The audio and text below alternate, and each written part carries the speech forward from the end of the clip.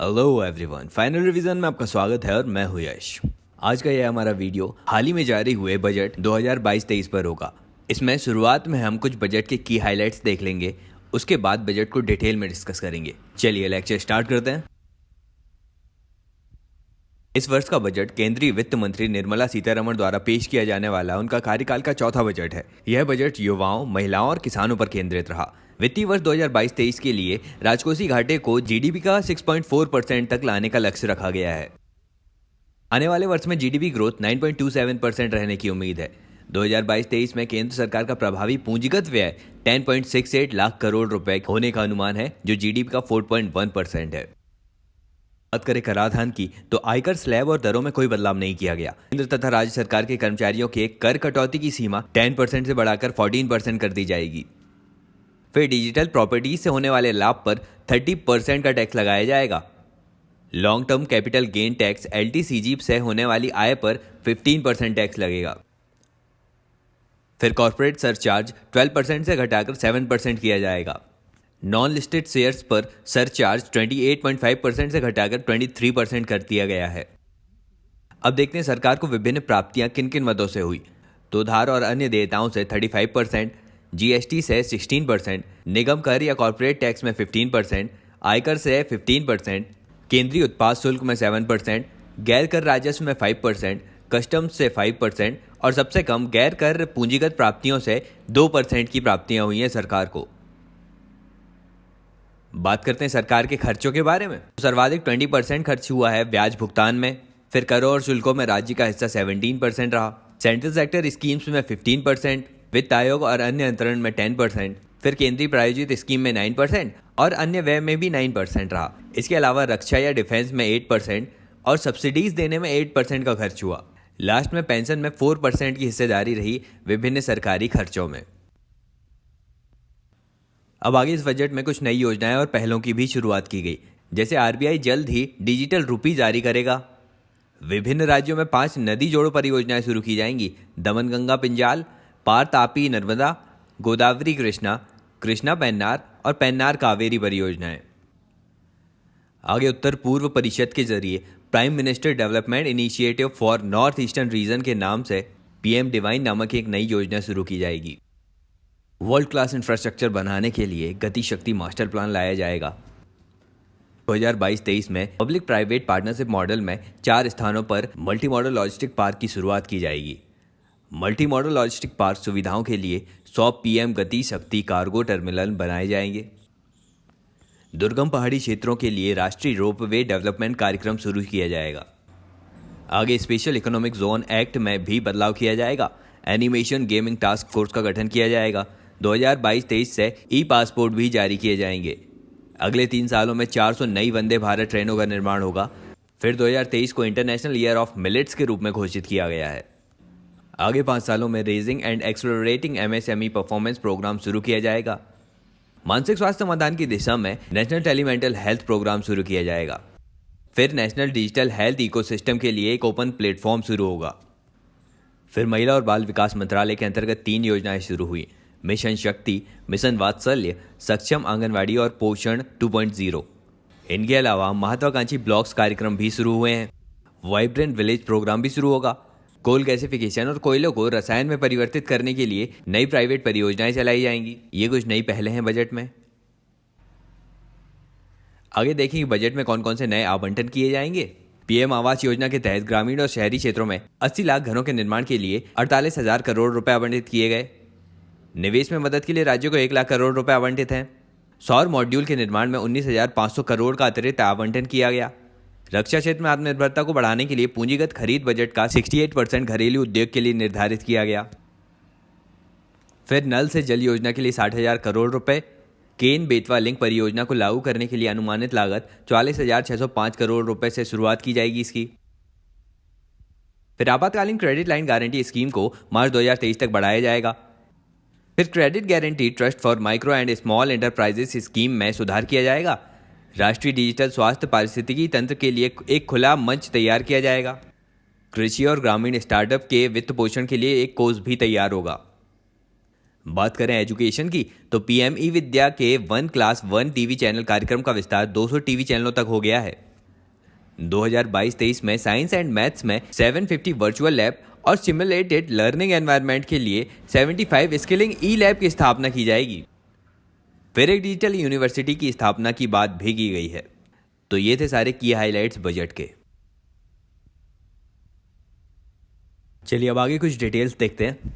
वित्त मंत्री ने बताया कि आत्मनिर्भर भारत के तहत 14 सेक्टर को दिए जा रहे उत्पादकता आधारित प्रोत्साहन या प्रोडक्शन लिंक्ड इंसेंटिव के तहत 60 लाख नए रोजगार को सृजित करने के साथ साथ अगले 5 वर्षों के दौरान 30 लाख करोड़ रुपए का अतिरिक्त उत्पादन करने की क्षमता है इनमें। डेवलपमेंट के लिए इसमें अमृत काल की बात की गई है। अमृत काल का ब्लूप्रिंट बहुत ही मॉडर्न और इंक्लूसिव होगा, जहां मॉडर्न इंफ्रास्ट्रक्चर में अधिक निवेश होगा। अब अमृत काल के तहत 4 प्राथमिकताओं की बात की गई है। पहला है पीएम गति शक्ति, दूसरा इंक्लूसिव डेवलपमेंट, तीसरा productivity enhanced and investment, sunrise opportunities, energy transition and climate action और फोर्थ है फाइनेंसिंग ऑफ इन्वेस्टमेंट्स।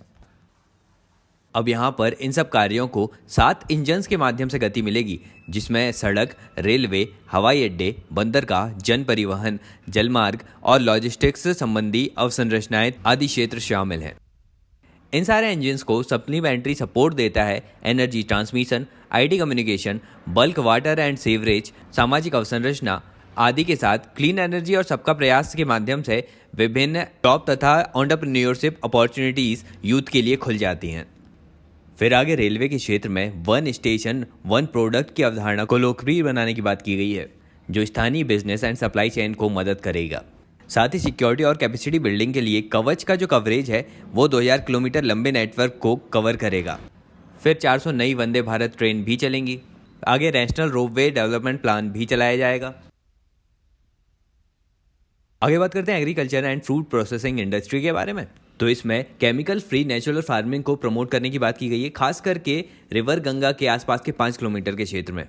आगे post harvest value addition, consumption and branding of millets product को प्रमोट करने की भी बात की गई है। प्राइवेट पब्लिक पार्टनरशिप के माध्यम से डिजिटल और हाईटेक सर्विसेज प्रोवाइड की जाएगी।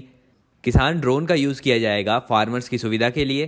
फिर एग्रीकल्चर रिलेटेड स्टार्टअप को कैपिटल भी प्रोवाइड किया जाएगा। बात करें प्रोक्योरमेंट की तो यहाँ पर राइस का प्रोक्योरमेंट तो कम हुआ है, लेकिन वीट या गेहूं का प्रोक्योरमेंट बढ़ा है। आगे फूड ग्रेन्स का प्रोडक्शन भी बढ़ा है, जहां रिकॉर्ड 300 मिलियन टन के टारगेट को प्राप्त किया है भारत ने। आगे केन बेतवा लिंक प्रोजेक्ट से 9.1 लाख हेक्टेयर फार्म लैंड या खेतों को सिंचाई का फायदा होगा और 62 लाख लोगों को पीने का पानी मिलेगा। 130 मेगावाट का पावर जनरेशन भी होगा। इस तरह के 5 और अन्य प्रोजेक्ट भी इंप्लीमेंट किए जाएंगे आगे। जीडीपी में एग्रीकल्चर की ग्रोथ परसेंटेज की बात करें तो 2016 से 18 के बीच ये 6.8-6.6 लगभग था, जो 2018-19 में गिरा, लेकिन कोविड के बाद अब धीरे धीरे जीडीपी ग्रोथ रिकवर कर रही है एग्रीकल्चर सेक्टर की। आगे बात करें स्किल डेवलपमेंट की तो digital ecosystem for skilling and livelihood #टेक ई पोर्टल भी लॉन्च किया जाएगा, जो ऑनलाइन ट्रेनिंग को प्रमोट करेगा। ड्रोन के क्षेत्र में स्टार्टअप्स को प्रमोट किया जाएगा drone as a service provide करने के लिए। बात करें हेल्थ सेक्टर की तो यहाँ पर नेशनल डिजिटल हेल्थ इकोसिस्टम को हम रोल आउट करने वाले हैं। National tele mental health programme भी लॉन्च किया जाएगा, जिसमें क्वालिटी काउंसलिंग दी जाएगी सभी को। फिर विभिन्न आर्किटेक्चर्स को इंटीग्रेट करके लॉन्च किया जाएगा, जैसे मिशन शक्ति, मिशन वात्सल्य, सक्षम आंगनवाड़ी, पोषण 2.0 आदि। इसके बाद 2 लाख आंगनवाड़ी को सक्षम आंगनवाड़ी में अपग्रेड किया जाएगा। आगे समावेशी विकास में किस तरह का फोकस है वो देख लेते हैं। तो हर घर नल से जल में 3.8 करोड़ हाउस होल्ड कवर किए जाएंगे। पीएम आवास योजना में 84 लाख हाउसेस। पीएम डिवाइन में अवसंरचना और सामाजिक विकास होगा नॉर्थ ईस्ट का। एस्पिरेशनल ब्लॉक्स प्रोग्राम चलाया जाएगा, जो डेवलपमेंट में पीछे रह गए ब्लॉक्स को डेवलप करेगा। आगे वाइब्रेंट विलेज प्रोग्राम के तहत उत्तरी भारत में सीमा क्षेत्र के विलेजेस को डेवलप करने पर काम किया जाएगा। आगे पोस्ट ऑफिस के साथ मिलकर डिजिटल बैंकिंग को 100% बनाया जाएगा, जिसमें 100% post office digitally core banking करेंगे। फिर डिजिटल पेमेंट को बढ़ाने के लिए शेड्यूल कॉमर्शियल बैंक को निर्देश है कि वे 75 डिजिटल बैंकिंग यूनिट्स को एस्टैब्लिश करेंगे 75 डिस्ट्रिक्ट्स में। आगे बात करें एमएसएमई सेक्टर की तो वेरियस पोर्टल को इंटरलिंक किया गया है, जैसे उद्यम, ई श्रम, एनसीएस, असीम पोर्टल को इंटरलिंक किया गया है। Credit guarantee trust for micro and small enterprises scheme की बात की गई है, जिसमें अतिरिक्त 2 लाख रुपए का ऋण प्रोवाइड किया जाएगा इनको, मतलब एमएसएमईज को। आगे एमएसएमई सेक्टर को और मजबूत, कॉम्पिटिटिव और प्रभावकारी बनाने के लिए raising and accelerating MSME performance programme भी शुरू किया जाएगा अगले 5 वर्षों में 6,000 करोड़ रुपए की लागत के साथ। बात करें प्रोडक्टिविटी एनहेंसमेंट एंड इन्वेस्टमेंट की, यहाँ पर ईज ऑफ डूइंग बिजनेस 2.0 तथा ईज ऑफ लिविंग पर फोकस किया जाएगा। चिप एम्बेडेड पासपोर्ट जारी होंगे, भवन निर्माण के नियमों का आधुनिकीकरण होगा, शहरी नियोजन योजनाओं का कार्यान्वयन और ट्रांजिट केंद्रित विकास किया जाएगा। शहरी नियोजन में उत्कृष्टता केंद्रों की स्थापना होगी। शहरी क्षेत्रों में चार्जिंग स्टेशनों की स्थापना के विकल्प के तौर पर बैटरी अदला बदली नीति या बैटरी स्वैपिंग पॉलिसी लाई जाएगी। आईटी ब्रिजेस के थ्रू केंद्र और राज्य स्तर की प्रणालियों को एकीकृत किया जाएगा। भू अभिलेखों के इंफॉर्मेशन टेक्नोलॉजी आधारित मैनेजमेंट के लिए unique land passport identification number दिया जाएगा। कंपनियों को स्वैच्छिक तौर पर बंद करने के लिए सी पेस की स्थापना की जाएगी। सरकारी खरीद में सिक्योरिटी बॉन्ड का उपयोग और end to end bill system लागू किया जाएगा। फिर 5G टेक्नोलॉजी को PLI योजना का समर्थन मिलेगा। फिर डिफेंस के क्षेत्र में घरेलू उद्योग को प्रोत्साहित करने के लिए 68% की धनराशि का प्रावधान किया गया है, जो पिछले बार 58% था। अब रक्षा के क्षेत्र में अनुसंधान और विकास के कार्यों को रक्षा अनुसंधान और विकास बजट के 25% हिस्से को उद्योग, स्टार्टअप और शिक्षा जगत के लिए खोल दिया गया है। अब बात करते हैं फाइनेंशियल इन्वेस्टमेंट की। एक्सपेंडिचर में अब सरकार कैपिटल एक्सपेंडिचर को बढ़ा रही है, वहीं 2014 और 15 से लगातार रेवेन्यू एक्सपेंडिचर में कमी देखी जा रही है। इसके अलावा डाटा सेंटर और एनर्जी स्टोरेज सिस्टम को इंफ्रास्ट्रक्चर या अवसंरचना का स्टेटस दे दिया गया है ताकि उन्हें लोन लेने में प्रॉब्लम ना हो। आगे सनराइज सेक्टर को भी फाइनेंस प्रोवाइड किया जाएगा। फिर ग्रीन इंफ्रास्ट्रक्चर को बढ़ावा देने के लिए ग्रीन बॉन्ड जारी किए जा रहे हैं। फिर वेंचर कैपिटल और प्राइवेट इक्विटी इन्वेस्टमेंट को बढ़ावा भी दिया जा रहा है। फिर RBI डिजिटल रुपी भी लाने वाला है। अब इंडिया का डेब्ट टू GDP रेशियो 31.2% है, जो पिछले साल के मुकाबले इंक्रीज हुआ है, लेकिन अभी भी अंडर कंट्रोल है। फिर बीते वर्षों में ग्रॉस फिस्कल डेफिसिट 2017 से 20 के मध्य लगातार सेम रहा, थोड़ा थोड़ा बढ़ा, उसके बाद एकदम से हाइक में आया, फिर अब ये डाउन जा रहा है। और रेवेन्यू डेफिसिट का वक्र भी कुछ इसी तरह है। ग्रॉस फिस्कल डेफिसिट और रेवेन्यू डेफिसिट में पिछले साल के मुकाबले डिक्लाइन देखने मिला है। बात करें बजट एलोकेशन की, तो नेशनल हेल्थ मिशन को सर्वाधिक 37,800 करोड़ रुपए का एलोकेशन हुआ है। इसके बाद जल जीवन मिशन को मिला है। इसके बाद बजट एलोकेशन सर्वाधिक किस मिनिस्ट्री को किया गया है, तो मिनिस्ट्री ऑफ डिफेंस को किया गया है, लगभग 6 लाख करोड़।